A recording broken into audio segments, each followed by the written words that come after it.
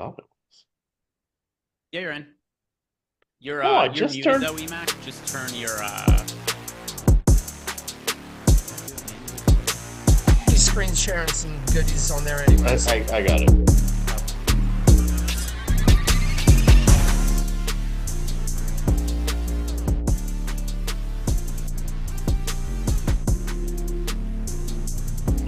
Yes, I can. So I'm doing the join stage, but it won't let me change anything.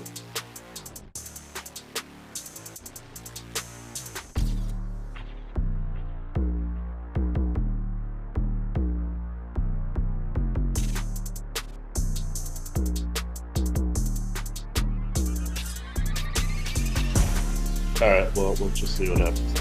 Okay. Good.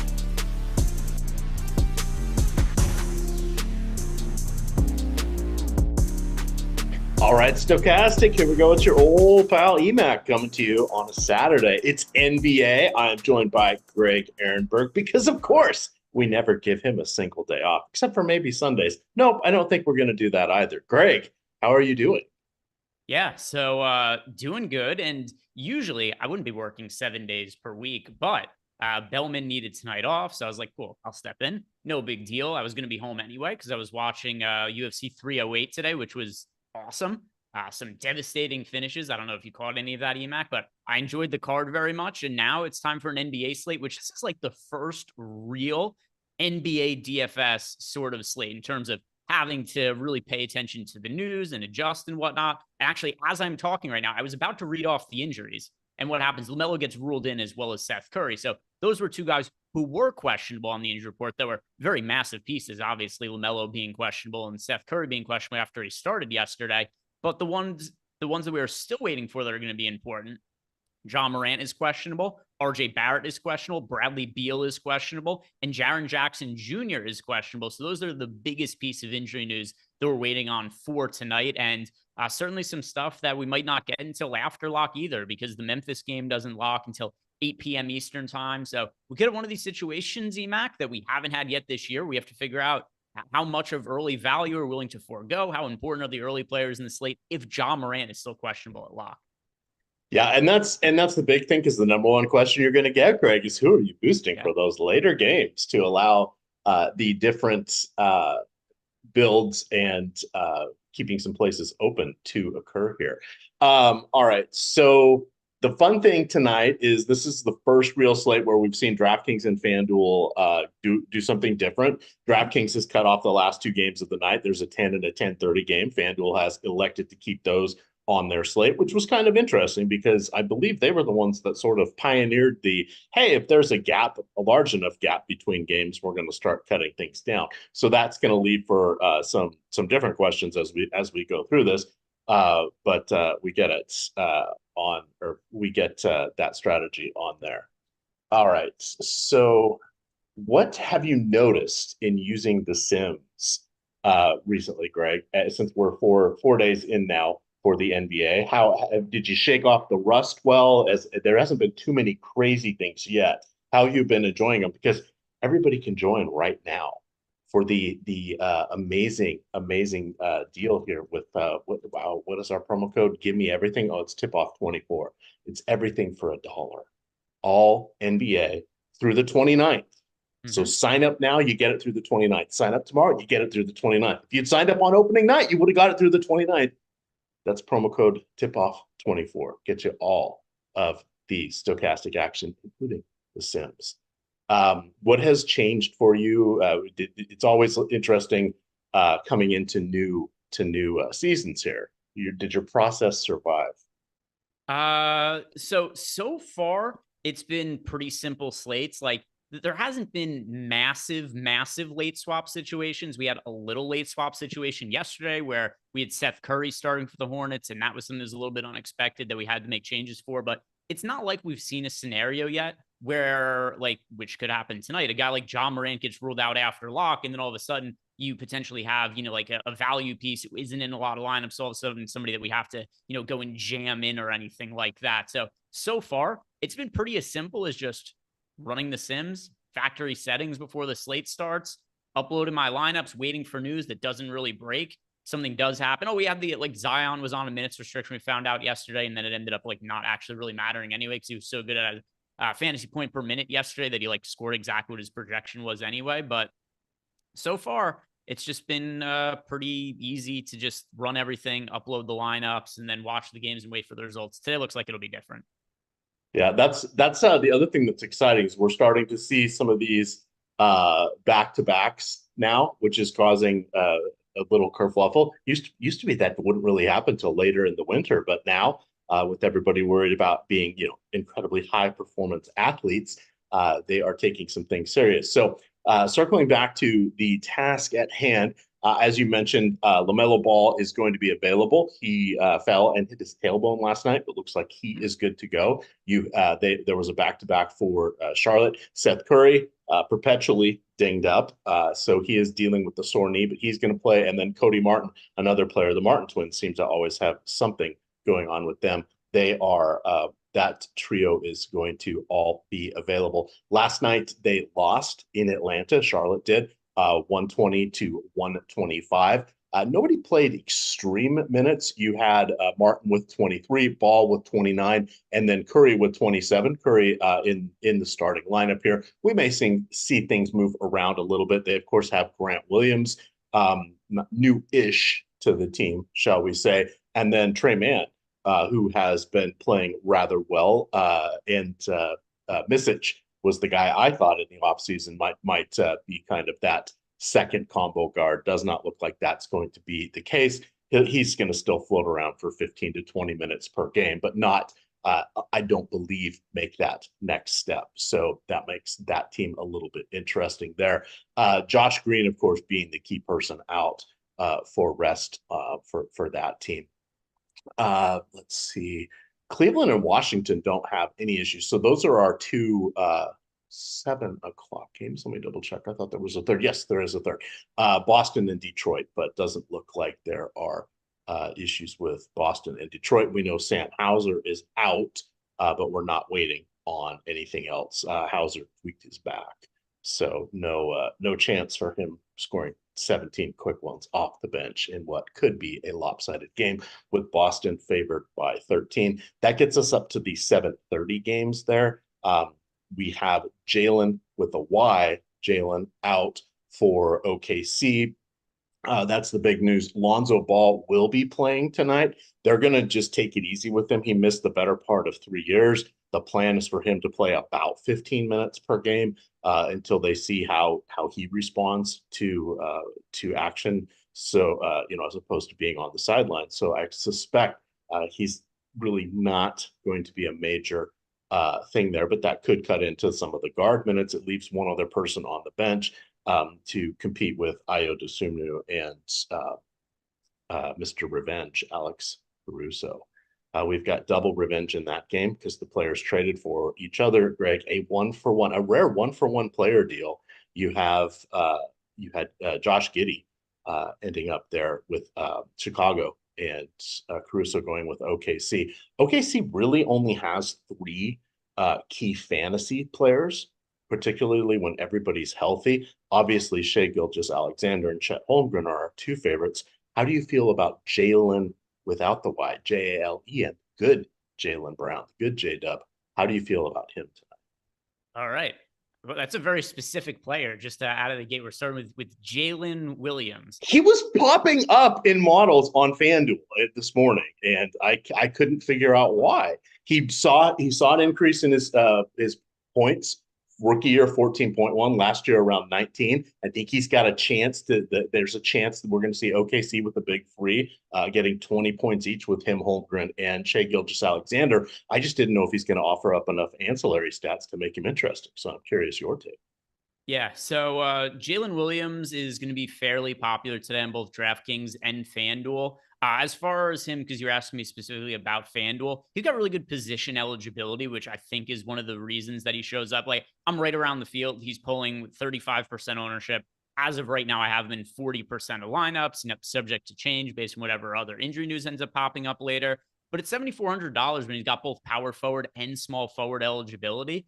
It's pretty easy to fit him into a bunch of spots, especially because if you look at some of these roster spots over on FanDuel, like small forward is really, really weak. And so is power forward isn't really all that great. Like I like paying up for Wemby there for all the defensive stat upside. But I mean, if you look at some of the other forward options, like I said, specifically small forward, here's what you have that's popular over there. Jalen Williams is pulling, like I said, mid 30% ownership. The next most popular guy is Anthony Edwards as a pay up option at 15%. So it's really that small forward spot that he gets put in a lot. And it is less to do with him himself because it's not like he projects outrageously well at $7,400. He's projected for mid 30s fantasy points. It's just because the other options are so weak at the position. All righty here. I think I know what my issues were with this. So I'm trying to get myself on playback, everybody. Sorry, I had not realized I lost all of my. There we go. You're in now. You're in now. They can hear you. Okay, there we go. They can hear you. So you're not the. There we go. And there's your handsome face as well. Yeah, and you're not the only one who's had issues. Somehow, Josh and I, every single show we've done together, his mic doesn't work for the first 3 minutes. Every single time, it's the same thing. So what happened is because of the hurricane, I had half my equipment at our beach place, half my equipment here. So I had to rechange all my Zoom settings for last week's show. And I realized I was fighting playback with trying to pick the same settings. So it was just like, nope, those are already in use. You can't use those inputs. So there we go. Got that squared away. Oh God, I'm going to do my little pose, just thinking about the fall weather we've got here. I like how you did like the Usain Bolt there where you're like pointing up. Yeah, and I see Stephen Leibowitz in chat said you almost get EMac and Etch-a-Sketch. Yeah, people don't know this about EMac. For the first 3 years, he thought he owned a computer. It was just an Etch-a-Sketch the whole time. He's like, well, this internet's pretty cool. He's just making lines in his Etch-a-Sketch. I was doing upgrades all the time. Shake, shake, shake. There we go. Hey, we had everything new. It was good. It was good. Yeah, Etch-a-Sketch, one of our favorite toys when we were kids, because that and the little squeeze the water to put the hoops on the little posts. That was what we got to play with when we were in the car, one of the, before there was Game Boys or anything like that. So good times. All right, now I feel a little bit better about the technology. That has me worried about one less thing. Now I can focus more on the slate, and then of course seeing all you fine folks here and talking to you about the fun that we have. While before we get to the next wave of injury news, Mike, could you put that the special link join page on the chat? This is who came up with this amazing deal, Greg, to basically allow any of our users that have not signed up for any of the sports books that you're going to see here, any of these DFS sites, to get this great deal. Was that one of yours? Was that a Jordan Frank? I think that was none of the audience is going to know who this is, but it was Sky. Sky came up with that. I believe it was his idea. Sky is our main product guy. He is the one that helped us get the old lineup generator off and running. And look, now we're on Sims. It's pretty crazy. He does a lot of cool stuff behind the scenes. But what we have here is the kind of offer where you can, if you sign up through any of these. Well, do you want to say it, Greg? You say it more succinctly than I do. Yeah. Well, first, we got to assume this is going to be a really good tie. And I don't know if he was doing this. He certainly wasn't doing it intentionally, but it really helps us out here. So shout out to Riley Shaffrey, who just left this a super chat. He said, 1 second place, $40,000 last night using the sim. Just want to say thank you and give you all a quick shout out. Good luck tonight, everyone. And if anybody else wants to be like Riley, who just won $40,000 last night, you could sign up for just $1. Promo code TIPOFF24 down in the YouTube description box. You get our NBA tools, our NBA core package for just $1 through October 29th. So if you haven't taken advantage of that yet, you should, because it's running out of time. Just 3 days left on that. And just for $1, you get our player projections, ownership projections, our single lineup sims, our regular sims, the pre-contest sims, the post-contest sims, the late swap tool, for just $1. So it's a great value. Be like Riley. Check him out. Win yourself $40,000 a night, and the tool pays for itself for the entire season. So actually, probably for Riley's entire life, it just paid for itself in the one night. Yeah, plus we have the Stokastic Hall of Fame. I dropped that link into chat. Riley, if you send a screenshot, just get that Stokastic logo. I'm sure you're already using it as your avatar, but just in case you are, upload that. Get us a nice little screenshot there of you finishing second. Send that to Stokastic HOF over there on Twitter, and we will get you 1 month of Stokastic premium. It is a great deal. The rules are you got to finish top 3 in any contest with at least 5,000 entries or more. There's not a price level on that. Finish top 3 with any contest with 5,000 entries or more, and then tweet your win to Stokastic Hall of Fame. They will get you hooked up. You got to have one of the Stokastic avatars. We have plenty of them to choose from there. You can get those on the link that I just dropped into chat. Phil Senzig is looking for the easy mac and cheese play of the night. What is our set and forget play, Greg? Boy, like it's a little hard to say. First off, we've never gotten this question before, so I'm not exactly. I love it though. He's creating yet another bit. Not exactly sure which angle he's coming at it from, but keep in mind too that we are going to have injury news. It's going to break later on in the night, but I'll tell you my overall favorite pay-up option in this slate. It is Wemby. That goes for both DraftKings and FanDuel. So very, very lackluster effort for Victor Wembanyama in the Spurs' first game of the season. He finished with, I don't even remember what the fantasy point total was, but it was not very many. It's about relative 27 to expectations. Yeah, it was bad. Yeah. And going forward, I feel pretty confident that he is going to, I don't know if he's going to score the most fantasy points in the league this year, but I certainly know for the next 10 years, as long as health goes his way, I don't think there's going to be anybody who scores more fantasy points than Wemby. He was somebody who last year I was overweight to him nearly every single slate just because I wanted to bet on the upside of him. And now considering that he had that somewhat very lackluster first game of the year, he's only pulling around 20% ownership over on DraftKings. He's a little bit more popular than on FanDuel. Part of it's because of the forward position being weak. Another part of it too, though, that is a little more popular on FanDuel just because his skill set is more valuable on FanDuel. Like he's a guy who he might average 3 steals and 5 blocks per game this year, which is just crazy FanDuel points right out of the gate. So I really like Wemby as a pay-up option on both sites. And he's somebody who, unless he's ruled out, no matter what the scenario is, I'm going to have a lot of him. And if more value opens up post-lock, it's only going to mean it's going to be even easier to get to Victor Wembanyama. So he's my favorite pay-up option on the slate. And he is the guy who I think you can set and forget as the easy EMac and cheese play of the night. I completely agree. And I see bringing up a good point here. I was saying, hey, he only played 28 minutes. No thanks. That's what Vandeman NYC says. So key things you want to know. He played 14 minutes in the first half, 14 in the second. Popovich sort of waved the white flag, put the whole hockey line change of reserves back out onto the court with 5 minutes and 58 seconds left in the game. So Wemby probably would have played at least another 4 minutes, if not the rest of that, had the game been closer or in a possible win. So key things you want to remember is even though he had a lot of minutes limitations, restrictions, they would keep taking it easy with him last year. If you look at his best 18 games last year from DraftKings and FanDuel, he averaged nearly 71 FanDuel points, nearly 68 DraftKings points, and he played 32 minutes on average in those games. He had games above 34 minutes. He had, I think 38 was his high. He had a couple above 36. But point being is he's going to put up a lot of points.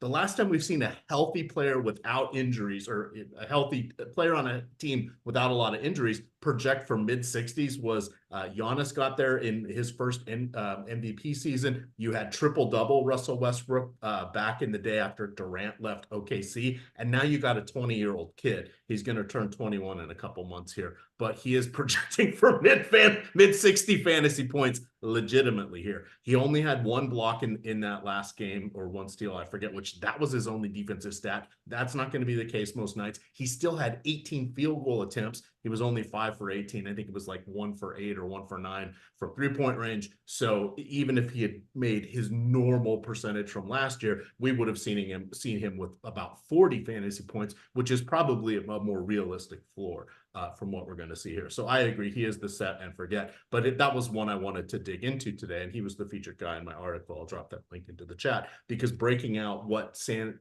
Antonio is going to do is kind of interesting. They are going to be without Trey Jones.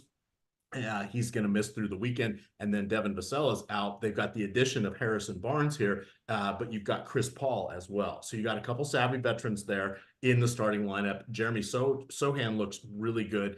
He's back to focusing more on his wing duties and front court duties rather than where they were trying to expand his skill set as a ball handler. That's going to pay dividends later, but now he can be that secondary or even tertiary ball handler now that they've got Chris Paul once Trey Jones is healthy. So Expect good things from Wemby. Expect good things from Wemby. Yeah. Like I said, favorite pay up option on the slate. So Phil sends it. Thank you very much for the super chat. And then also shout out to Chris Williams, gifted out those 5 YouTube memberships. So always appreciate you, Chris, one of the biggest supporters of the channel. And then also we've got Mike1377 in our Discord channel. EMac, he asked us a really good question just for conversation topic, but he wants to know who are our favorite value options on both sites. So EMac, since you are technically the host, I'll let you decide. Do we want to go DraftKings first? Or we want to go FanDuel first? Like you said, they're different sites. They got different games included. Absolutely. And I'm playing both tonight. I'm not playing over on the secret side. I thought that would be too much. Sorry, Yahoo. Sorry. So for me, I really think that when you take value into play, Victor Wembanyama comes out really as a good play on FanDuel. He looks like about a top 5 fantasy. Well, no, he said value. I'm saying fantasy point per dollar. Now we're going to go gotcha. to I the think cheap he means cheap guys, though, is the nature of the question. So Scottie Pippen, sort of depending on what happens with the Memphis news here, we're waiting on the John Morant news, but he would be someone that would come into prominence here on both sides, but in particular on FanDuel. He would probably be the guy I would look to there, Greg. And then the other, let me get back to that filter. The other one that I kind of like is Chris Paul. In this game, expect him to play 28 to 30 minutes most nights. His main goal is to feed Wemby, and he's very good at it. He picks his spots for his own offense, and he's still getting decent rebounds despite being on the shorter end of the NBA spectrum. So those would be the 2 guys I want to call out. Yeah, I don't disagree with you really at all there. The 2 cheap guys I currently have the most exposure to, it is, and well, I'll start with the FanDuel side of things. So on FanDuel, totally agree. I think the 2 guys to be getting the most exposure to for cheap are Jonathan Mogbo, who put up a massive game at like no ownership the other night. I think he was sub 1% owned. And then also Scottie Pippen Jr. For multiple reasons, I already think he looks decent on FanDuel at $4,300. He's also playing a little bit of ownership, nothing crazy at 21%. But like you alluded to, EMac, there's this scenario where John Morant is ruled out in an hour or something like that. We just got word that both John Morant and Triple J, that's Jaren Jackson Jr., are going to be game time decisions. With that being the case, it seems like the odds of us getting an update on them prior to lock, it's slim to none. We're not going to know until after the slate locks. If these guys are ruled out, we want to be positioned to be able to make swaps and have the best value plays on the slate into our lineups. One of the easiest ways to do that is give an ROI boost to Scottie Pippen Jr., who already looks like an okay play, but he would be great if Morant is ruled out. So you get him as a good placeholder there in case he is becoming one of the top or the top value play on the slate an hour or so from now. So for cheap, Mogbo and Scottie Pippen Jr., I think they both look really good over on FanDuel. Both of them look good on DraftKings as well. But one thing that also we'd be remiss if we did not discuss, EMac, is that you got Trey Mann at $4,200 pulling 50% ownership at $4,200 is certainly a price point that I think we have to consider to be a value range right there. So Scottie Pippen Jr., same price point here on DraftKings is over on FanDuel. He's $4,200. All the same logic applies there. Mogbo looks like a decent punt as well. But Trey Mann, to me, he's very clearly a strong points per dollar option. The question becomes, is at 50% ownership, is he somebody who want to be overweight to the field, underweight to, or at the field? And as of right now, I'm about at the field on Trey Mann, like slightly overweight, but nothing all that crazy with him. The one thing that maybe I'd be a little bit concerned about is while coming off the bench yesterday, he only ended up playing 25 minutes. But with LaMelo Ball being banged up, maybe that changes the equation slightly here. But definitely have some concerns about the minutes ceiling of Trey Mann, especially because Seth Curry played pretty well yesterday. But he's somebody you definitely want to be playing in cash games, and even relative to his ownership, I think you want to have him in GPP lineups. Sorry. Oh, no, I had conflated Trey Mann on. I just wanted to see his game log here, and I looked up Memphis instead. So Mann came in with there was a whole first quarter unit change for Charlotte right around midway through the first quarter. He got his first rotation there. He continued in the second quarter, came back for another 2.5-minute stint there in the third. Same thing happened in the second quarter. Same thing happened in the third quarter. The second unit came in kind of halfway through, and then Mann finished the game with the last 6.5 minutes. That is, if they continue to do that hockey line change, that is going to cap his minutes somewhat unless they start to stagger him in earlier than the rest of the guys. So yes, there is some concern there, but Seth Curry perpetually dinged up that could be a 1-for-1 swap for those guys, because we know Man can play alongside LaMelo Ball. We saw him in the first game. I think they played about 17 minutes together, if I remember correctly, in looking at that box score. So they have the skill set that can mesh with each other. Plus, it allows Ball to play off ball. Pun not intended, but I walked right into that one. All right. Hoy, this is doing these is a little tricky after a whole summer of nicely paced MLB shows. Greg, doing the showdown for NFL. I'm only focusing on one game. This is kind of crazy again. So I'm glad to hear or glad to see that we are back. Let's see, EMac, we're having a hard time hearing you. We got some more questions in Discord, so we could answer these ones as well. Yes. Matt Martin. He wants to know, who are the 3 players we have the most exposure to on DraftKings? So overall, most exposure on DraftKings. Let's see. So for me, that is currently Mogbo, Wemby, and Trey Mann as the 3 players I have in the most lineups. I have got Man, Wemby, and Jalen Williams still. So I'm not sure what to do with that. Let's see. Obi-Wan says we're all rusty. Yes, it's I think this is year 13 or 14 for me of NBA DFS, but yeah, the host skills can get a little rusty when you're used to the nice easy pace of baseball. Let's see here if we got any other news. Do you want me to read off more of the questions? Yes, please. I'm trying to get to that channel, but I'm on the news all channel good. right now. Thank you. I'm very capable of reading. Once I get to your age, I could already see it going, EMac. It's going to be really hard for me to see my screen. What I'm going to have to do, Greg, how many fingers am I holding up in front of my eyes? I'm going to have to get I already have 4 screens I use in my office. I'm going to have to get a big screen that only has Discord on it so I can see people's questions, because I'm starting to really struggle seeing small stuff. But anyway, JEW wants to know, what kind of changes to the Sims would we make in lieu of the Memphis news pre-lock, trying to guess a bump to Scottie Pippen? Yes. So ROI boost to Scottie Pippen so that he shows up in more lineups. I think that's I think that's the most common sense way to adjust the Sims. And then also little negative ROI boost to anybody in the first game of the slate. Like, even though Trey Mann is currently rating out as a really good points per dollar option and is still somebody I think you want to have in lineups,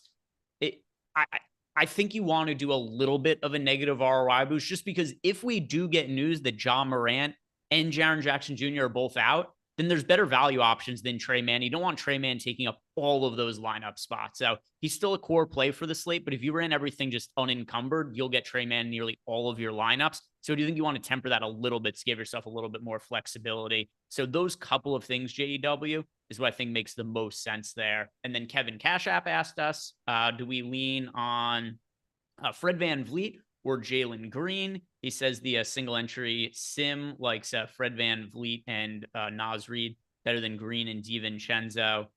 Between Fred VanVleet and Jalen Green, let me see. Do I have one that I have more exposure to than the other? All right, Fred VanVleet, and also I have to see what the price points are on them as well. So VanVleet, it's $7,600. I don't have him in very many lineups. And then I don't have Green really either. So yeah, between the two of them, I prefer Fred VanVleet. Fred VanVleet over Jalen Green for me. EMac, you feel any differently? I think I want to tee it up to you because I know you've got a guy in this race. Well, Fred VanVleet is probably my favorite player in the league. Challenge, though, now is he doesn't have to be the primary scorer. He's doing a lot with assists, but in the random steals and defensive stats, because, you know, despite his size and body type, he still actually can get it done there on the NBA court. But his scoring efficiency and his field goal percentage has gone down dramatically since leaving Toronto. So it's hard to look at him in good conscience, because if he's not sinking his shots, and he didn't for most of last year, it caps his upside, right? And it just takes that floor right away. So I would lean a little bit more towards Jalen Green. Of those 4 players you mentioned, I really like Naz Reid, but he's the only one that piqued my interest amongst that group. So I've learned trust the Sims. They know what they're doing, and they're looking at a longer time horizon. but that one, I almost feel like it's an I know better, and it's pick the next best lineup. Looking at I know better on that one from there. But that's where we are. Yeah, I'll have to have some Fred VanVleet just because he is an elite play. Let me see here, Greg. We have the Miami Heat starting lineup here. It's going to be Tyler Hero, Terry Rozier, Jimmy Butler, Nikola Jovic, and Bam Adebayo. And then we know that Josh Richardson is not playing. That they confirmed that he was a game time decision. I did not think he would play tonight, and we have that confirmation. Now, still waiting on the Memphis news. Doubtful we get that, but we may see some of the Chicago dust settle here as we're still waiting for some of their tertiary guys. That's really not going to change a lot, but that looks like the last of the big news that's coming besides the Memphis news. So has Jonathan Isaac played yet this year? That name was not one of he's banged up a little bit today, though. He had a really bad fall last game. I'm trying to remember. He collided with somebody. I think both of the guys got banged up on the play, but Isaac is listed as questionable. If he's out, it's not really going to have a massive impact on the slate or anything, but my intuition is that he won't play just considering his long injury history. Yeah, so he didn't play last night, hurt his hip after 11 minutes in the opener on the 23rd. Okay. Whew. Let's see. There we go. Jonathan Isaac was just ruled out. Thank you. There we go. Look, sometimes you ask and you will receive, right? Because we just talk about Jonathan Isaac, and I'd say 5 seconds after we got that news, we got the word there. We also got the starting lineup for the Hornets. No surprises there. Ball, Curry, Martin, Bridges, and Richards, exact same starting lineup that we saw yesterday. So no changes there at all. And then we got the starting lineup for the Magic. Also, no surprises. Suggs, Caldwell Pope, Franz Wagner, Paulo Banchero, and then Wendell Carter Jr. Some other questions that came into, RJ Barrett, he has been ruled out. So here comes the news. Everything's starting to come in now. RJ Barrett, he will not be playing today. And the 6:30 injury report, is just hitting. So we got Boston starting lineup. I don't think you called that one out. Holiday, White, Jaylen Brown, Tatum, and Horford. No changes to that. What else do we have? We got a question from JEW in the chat. He wants to know what percentage do you target in the single lineup sim for single entry? Yeah, so a lot of people ask this question. I understand why, but here's the problem with that question. Not every slate is the same. It's kind of like if you asked me, EMac, which is another question that we used to get all the time. You'll recognize it when I say it. Remember, people used to always ask, how many fantasy points do I want my lineup to score today? And you'd be like, well, every slate's different, right? If you have a 2-game slate with no value, you are going to have lineups that are expected to score considerably lower than, say, a 10-game slate that has an influx and tons of value options on the slate. In a lot of ways, the single lineup sim is the same, because if there are angles to have like crazy high upside lineups, then you're going to be able to build lineups that might have like 120, 130% sim ROI or something like that. But other slates that just isn't going to be possible. So JEW, what you want, it's not a specific number. It's more so just the indicator. When you run the lineups, you're going to get one of 3 things that's going to pop up. Either you're going to have a shitty lineup with a negative ROI where you're going to get no text, and then you just know, oh, this is a bad lineup, but like negative 20% sim ROI. Or you'll have a lineup that says on your way there. That's a lineup that is like okay, but it's not a lineup that has a top percentile finish for that lineup. Anything that has the great lineup indicator after you build it, that's a lineup that's good to play. But it's a moving target for each slate. Some days you can build really high ROI lineups. Other ones, you can't build ones that have like a 200% ROI. It's going to be different slate by slate. Yeah. So we got a chat or a question here in the Discord asking, why are people going to trade man with most everybody healthy for Charlotte? Josh Green being out. Whoa. Not everybody's healthy. That's the big thing. Yeah. Brandon Miller and Josh Green. So those are the main ones. And Miller, he only played like 11 minutes in the first game, if I remember correctly here. So that if you go start to compare what happened with last season, and try to maneuver where the secondary ball handlers were coming in, and just looking at the different options that they had last year, we should be penciling in man for 25 seems to be the floor. That's what he got in the last game. I don't expect to see the same rotations there. I think they're going to need to lean on him a little bit more tonight. So I would think he gets closer to the 28, 29-minute range. And that can be a huge difference maker there for the NBA. If we remember, that's almost a 10% increase in his playing time. And remember, you see Josh and Greg and Eric talking about changing their projections by 1 minute or 2 minutes and suddenly getting very little of a player to having them racing up to be one of the most popular players in their portfolios. That's what can happen with 2 or 3 minutes of NBA action for a player when they're on the court. So it's a good question. It's one that I want to speak to because we gotta dust this stuff off, right? A lot of the folks watching the show tonight didn't really play much this week because you got work jobs and kids and all that. So we got a bunch of people watching tonight that need to remember, take the training wheels off for some of these things, but that is something to remember there. All right, Greg, sorry, I didn't mean to cut you off. Let's see. New York, probably not New York.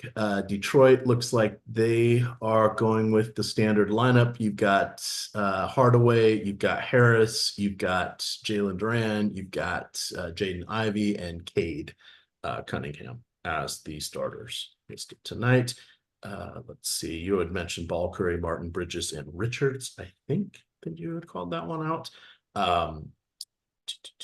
Who's their other big that never plays anymore for Charlotte? The big that never plays anymore? Yeah, he's always hurt. He was hurt towards the end of last year. Oh, you mean Mark Williams? Yeah. Is he going to play this year? Yeah. Eventually he'll be healthy, but I mean, you would assume eventually he'll be healthy. It's been a big hurdle for him lately. But yeah, it's a Lonzo Ball situation. I'm not making fun of it because obviously injuries and stuff. RJ Barrett out for sure. Okay, we got that. This is fun. This is invigorating.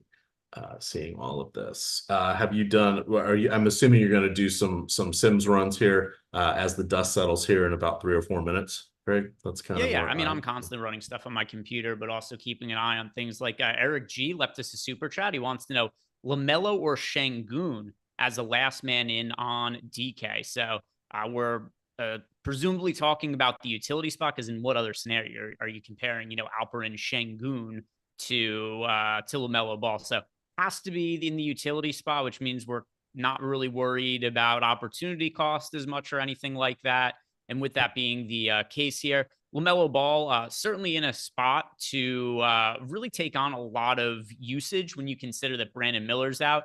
Even though LaMelo had to play limited minutes because of foul trouble yesterday, just played a crazy role. And it was something, too, where earlier in the day yesterday, Josh and myself and some of the data guys were on a projections meeting, and we're looking at some of the on-off court numbers for LaMelo Ball. And we're like, boy, LaMelo's usage is going to be crazy high today. And that did end up being the case. From a fantasy standpoint, the only holdup with LaMelo was that he fouled out in 28 minutes, but he had a 42% usage rate in yesterday's game. So he was not efficient at all from 2. He wasn't able to make his shots inside of the arc. He fouled out and still kind of had a serviceable fantasy game because that usage was so high. But what I'm getting at here is I think that if you're just going in between the two, I lean towards LaMelo because of how high I think the usage is going to be. I think that's the correct answer. I do want to point out that Şengün is currently shortly into the season leading the league with 16.5 rebounds per game. He's also putting up 20.5 points, 3.5 assists, 2.5 steals, and nearly a block. He played against Wembanyama. Not that this is a great one-for-one comparison, but he did play against Wembanyama 3 times. Last year, it included a 53 fantasy point game and an 80 fantasy point game.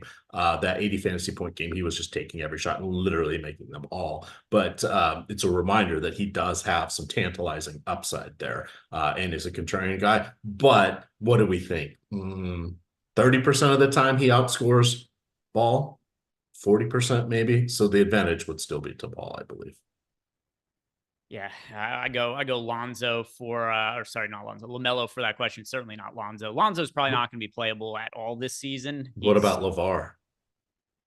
We haven't heard from him in a while. Player, he'd be the oldest player in the NBA. Maybe he'll be decent in the, like the senior circuit 3-on-3. Be on your team. Hey, as long as he's not designing our shoes, I'll be okay. Do they still do that stuff? God, I hope not. You think they've learned their lesson at this point? The big baller brand should be fired into the sun. I used to see LeVar Ball everywhere in the big baller brand, and now it just doesn't really seem to exist anywhere.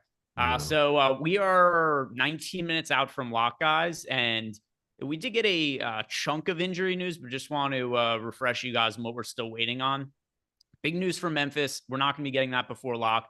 John Morant is questionable. Jaren Jackson Jr. is questionable. And then for the late games, Bradley Beal is questionable. So I think that's something that you and I should hit on a little bit here, EMac, because that's not until the 10 p.m. game. So we're not going to get that until probably after the 8 p.m. game. And that one's FanDuel only, Greg. DK Correct. cut that one off. Yeah. So not on the DraftKings slate, is on the FanDuel slate, though. If Bradley Beal is out, I think that what we would have to think is also, I was going to say Grayson Allen then takes on a big role, but Grayson Allen himself is questionable. So there's actually multiple pieces that we're going to need word on from the Phoenix Suns. But here's what I think is something that just as a baseline makes sense to do also in the Sims tool. If you guys are playing on FanDuel or if you're just building lineups, I'll give a little bit of a boost to guys like Devin Booker and Kevin Durant, just because in the event that Bradley Beal doesn't play, we don't know what the value is going to look like, particularly if Grayson Allen is also ruled out, but we should expect, it's just common sense that Kevin Durant and Devin Booker, they would each see increased usage. That is a very good call out, because FanDuel is the one I've just mostly been going, as Ben likes to say, factory settings with the FanDuel Sims here. Couple tweaks here and there, kind of make a stand on one or two of my favorite players, make sure I'm above the field on them. But last night was my first losing night, just over a 40% ROI through the first 4 slates. I will take it. I will take it. Almost as exciting as your wagering thread that you have created out there on Twitter, utilizing the excellent odd shopper features here. The portfolio EV tools are chef's kiss. Yeah, so one thing that's been a little bit annoying, though, is so DraftKings had kind of opened up the limits a little bit on NBA bets to start the year. Not anything crazy, but like I was able to get like $50, $60 down on a lot of prop bets on DraftKings. Like, oh my God, this is just going to be a money printer all year. And now it's back down to like $10 per bet on DraftKings. So still viable, because I could use the betting tools over at the portfolio EV on Odd Shopper to get like 200-300 bets down per day. But it was a lot better being able to bet the DraftKings ones at like $60 per bet instead of like 10 to 15 or whatever. But unfortunately, they know who you are, Greg. They know who you are, and you are who they thought you were after your last several years of success against them. All right, looks like we just got the ownership and the projections pushed into the Sims tool. So for those of you that are playing along there, you can check that out. Reminder, as we had put up before, if you sign up with any of the sportsbooks or DFS sites that Mike will put up here in a second, and if he can drop that link into the chat, I would be eternally grateful. But if you sign up for any of these sites that you haven't signed up yet with, each one of those, when you come in, you got to do a couple steps here, but each one of those that you come in with is going to get you 30 days of Stokastic product, and they'll stack on each other. So if there's 5 sites there between the sports wagering and the DFS sites that you haven't signed up with yet, you can get 5 months Stokastic. I'm just saying, that's an amazing deal. And then the other promo that we have here, I've tabbed this one, everything, bitches, because you get 10% off of everything if you use the promo code everything. That deal is going to be going away, but that is the best deal that we have, because that also freezes your price point in perpetuity from when you sign up for everything. That's promo code everything. We're giving out so many deals here, getting you ready for NBA. This is going to be fun. This is going to be fun, Greg. I like how you whispered, like you're doing. It was like EMac DFS ASMR trying to sell products there. You got to change the intonation of your voice to give people a chance to hear the important stuff. It's all about phrasing, Greg. Come on. Or we could say, are you going to watch NFL Live Before Lock tomorrow night? It's going to be Sunday. We'll sell you the whole seat, but you'll only need the edge. Well, that was a little close. That was a little close. Much. Yeah. They were able to smell your breath. You got so close to the camera over the internet. All right. Let's see what else is going on. We mentioned the Pistons starting lineup, the Magic. I don't think we called that one out, just in case. Jalen Suggs, KCP, Franz Wagner, Paolo Banchero, and Wendell Carter Jr. Wendell Carter Jr. been looking very good these days, finally healthy again, and he has been putting up some good fantasy points. I'm kind of intrigued to see what happens with Orlando this season. Of course, they're going against Memphis tonight, and that is we get the Orlando news, but not the Memphis news. Come on, guys, be a gamer, jump on in there. All right, I am kicking off my Sims now. Can you run multiple sites? Can you have different do you need different browser brands open, or can you run multiple sites on different tabs within like Chrome? Greg, asking for a friend. No, you have to run them individually, the Sims. Okay.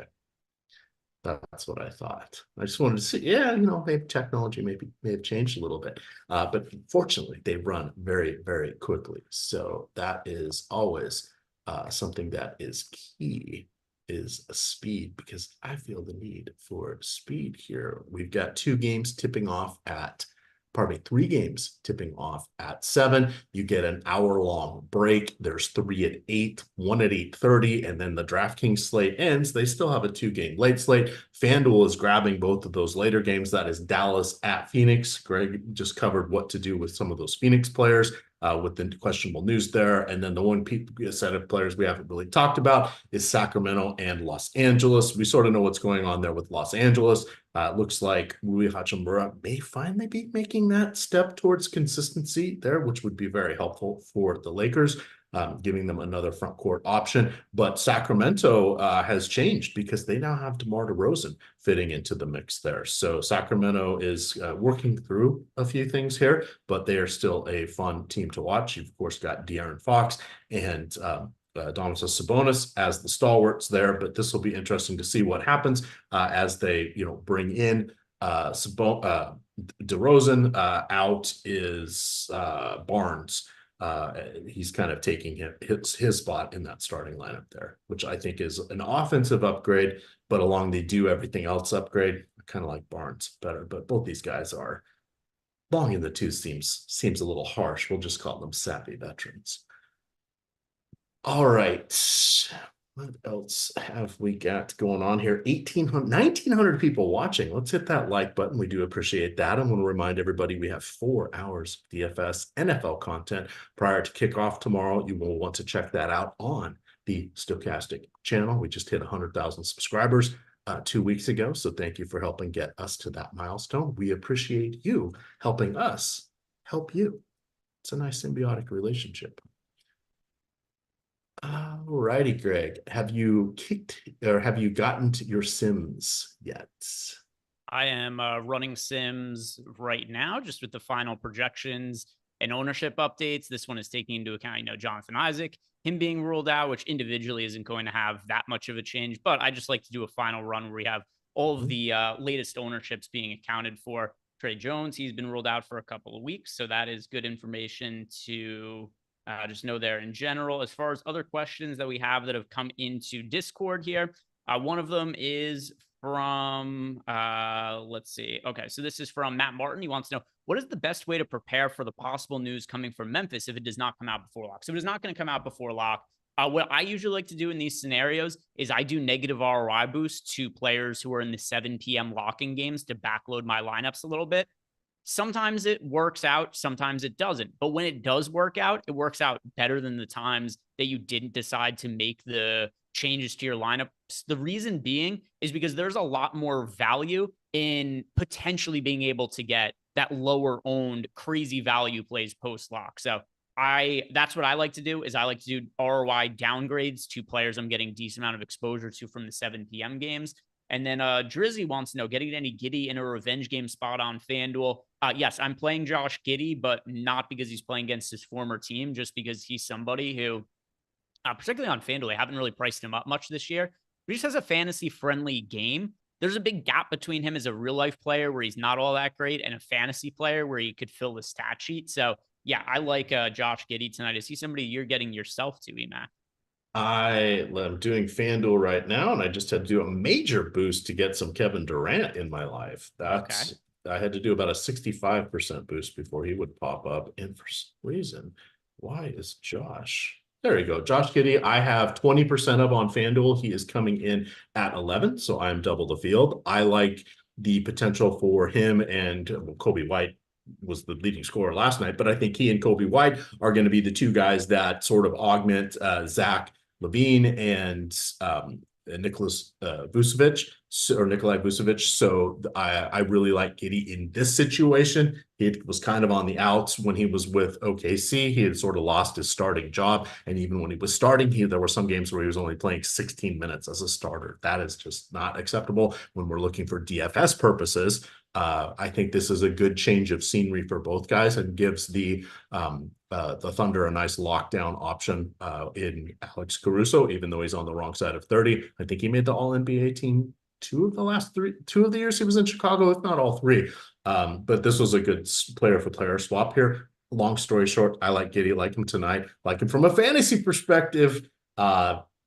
Real life NBA, I'm ambivalent to that. But from a fantasy perspective, this is definitely opening up doors for him. So Josh Giddey is a play. And then Nick Rue wants to know, assuming that we have Wemby in a lineup, who is the best late swap from Ja? Yeah, so if Ja is ruled out and it says who do we like from the 5+ games, I assume it means 5 p.m. games, so I assume he's West Coast and he means 8 p.m. Eastern time.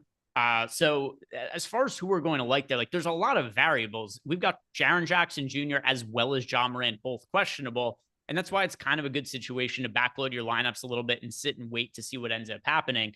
But as far as who benefits the most if Ja Morant is out, it's pretty clearly Scottie Pippen Jr. I am loading my FanDuel lineups, Greg. This is the Sims, I'm telling you. It will change your life. It's the ease with which they work. I am looking forward to trying this new upload manager that we have that you were telling me about before the show. I don't mind. I live in Excel all day, every day. So just copying and pasting things and sorting them is no big deal for me. But I know that can be challenging for those of you that don't have office jobs and sit on your ass all day like me. So we've sort of helped you guys out by creating that entry manager. More on that when we're not up against lock. We have 7 minutes to go. Great. Let's see. No other news coming in yet. Let's see if we have some questions here. We got the Discord questions taken care of. Looking at the old YouTube here. Yeah, there you go. Thank you. Be respectful of your old pal. Oh, when Eric isn't here, is there ever a nuke of the night? You're the host. We can do whatever you want. Well, I'm just happy we got our own little bit there with the EMac, the easy EMac and cheese play. If I was, who do I want my nuke of the night to be? Well, on DraftKings, or pardon me, on FanDuel, I just made sure I got double the field on Anthony Davis. I like this matchup for him. He's the kind of the guy I would go to. He's had a couple really good games. Knock on wood, he's healthy at the moment. And he provides those 3 points for blocks and steals. His new coach, has JJ Redick has said he'd like to see him shoot more from 3-point range. He was okay from that department in his first season with the Lakers. That was the bubble year, but also, half that season was outside of that. But the 3 years since then, he's shot about 24% from 3. That's not good. He was closer to 30 in his first year with the Lakers than the last 3 in New Orleans. If he can get up to about 2.5 attempts per game, maybe even 3, that's just like getting another block. So I think that's a helpful thing for him, but I really like him. Yeah, so I really, really like trying to load Scottie Pippen Jr. into lineups. And a lot of this, it is a bet on Ja Morant not playing today. But even if Morant was in, it's not like you'd feel terrible about having Scottie Pippen Jr. in lineups. He would still be an okay piece to have. But what you really want is that upside. Because if Ja Morant does not play, then Scottie Pippen is a guy who all of a sudden you would be projecting as pretty clearly the top overall point per dollar play on the slate. So Scottie Pippen Jr., he already looks okay, and he would look just by a mile the best play on the slate if Morant doesn't play. And he'd also be underowned in that scenario because I don't think people are loading in Scottie Pippen Jr. lineups right now just to make sure you have exposure to him in the event that Morant is out. So make sure you get some exposure to Scottie Pippen, and you don't really want to wait for the news, because if you try to just wait for that news to come out, then what's going to end up happening is by the time the news comes, you're probably going to have a lot of lineup spots already locked. I gave him a 5% boost on FanDuel. I got to 43% of my 150 lineups. Nice. That is more than double the field. I There we suspect go. tonight will be the first time I'm doing late swapping. Been a while since I've done that. Kick off the old DraftKings here. Got my lineups landing spot ready. Let's see if I can get this done in 4 minutes. That is the beauty of having the Sims here. As Greg said, I could probably shave another minute to 90 seconds off of the process by using that entry manager, which is a new feature here for the Sims. I will be checking that out. If you guys use promo code tip off 24, you can get everything NBA through the 29th. Try all this stuff out for just $1. That's a pretty good one if you're already a member and you want to get a nice little permanent discount here. Use promo code everything when you sign up for your package, and you will be able to freeze your price with a 10% discount. So these are all the fun things that we have available to us. How is your builds going, sir? Yeah, I am just doing a couple of final boosts. So actually probably similar to what I think you just said you were doing, which is I am upgrading Kevin Durant and Devin Booker just to make sure that I've got a little bit more exposure to those guys heading into lock, because that is a spot that I want to be on in the event that Bradley Beal doesn't end up playing. Right. I am on DraftKings now, so I am making sure. Oh, I already have 47% of Wemby. I think that is going to be good. I said I did like Chris Paul. I'm going to make sure I have above the field. Go. Oh, I'm already 10% above the field. I've capped everybody at 60%. Greg, that is one thing I don't hear you guys talking about a lot. How often do you cap players? I didn't want 88% of Jonathan Monk. Basically never for me. I don't. Okay. If I run everything through the Sims and it's telling me that an individual player is just a really, really good option for a slate, I don't want to go out of my way to not get that player just because I have a lot of them. There's probably a good reason that I'm getting to a lot of exposure to any of those individual players. So yeah, I also part of it too, which somebody had asked this question. I think we've gotten it just about every single show so far this year. I am somebody who is not risk adverse. I'm very risk tolerant. And that is something that makes me more apt to play some of those guys who show up in a lot of lineups. I don't mind it. It's not an issue for me. Yep. There will be nights when I side with that, or this early in the season on this particular slate with the sizing. I don't want to go over 70, but there are going to be spots this year where we will push 90% on some players. There will just be situations that are that good. Mogbo is probably borderline in that situation tonight. I'm just feeling a little bit less charitable since he does not quite have the same track record or much of a track record yet, but to each their own. And that is the key, because what do we like? We like winning. What do we like more than winning? We like withdrawing. What do we hate? Redepositing. Play smart. That's the key. We are almost at lock here, Greg. This was life advice from EMac. Hey, I have had 2 losing years since joining this wonderful sport in June of 2011. I don't make an axload of money like most of my counterparts here, but wouldn't it be great to have a hobby that pays you $10,000 to $20,000 a year every year? That's pretty cool. I like it. My wife likes it. There, win-win for everybody. And we are at lock, Greg. That is it. So Greg has secret plans tonight. He is going out to. Oh no, I have so one of my friends got married a couple weeks ago. I was at the wedding. He just came back from his honeymoon, and I'm just hanging out with him and my brother. Oh, I thought this was. I had a whole thing set up where you were going on a hot date, and there was no, nothing like that. It's no. I'm not trying to like have sex with my brother or anything like that. Nothing. Like I would hope not. I would. Well, some cultures maybe that's acceptable. I would hope not this guy. All right. Well, at least you won't have to go with the ready whip tonight. I know you have your dairy concerns, so we'll save that adventure for another time, Greg, when you're out with the ladies. With that, I think we're done.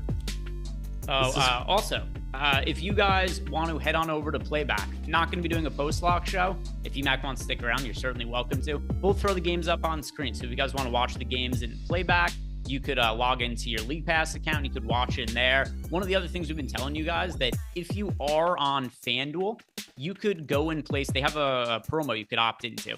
It's you place a $5 bet on any NBA, whatever you want, player, prop, game, whatever it is. And when you opt in, they give you a promo code for 3 free months of NBA League Pass. So that's going to be a great way for you. And you could win the bet too, and you just get the $5. But yeah, for $5, you guys get 3 free months of League Pass, and you can watch all the games with us over on Playback whenever. Yep. And if you're diamond or above, you can get a full month or a full season of NBA Playback, or probably NBA League Pass, which you can use on Playback from DraftKings.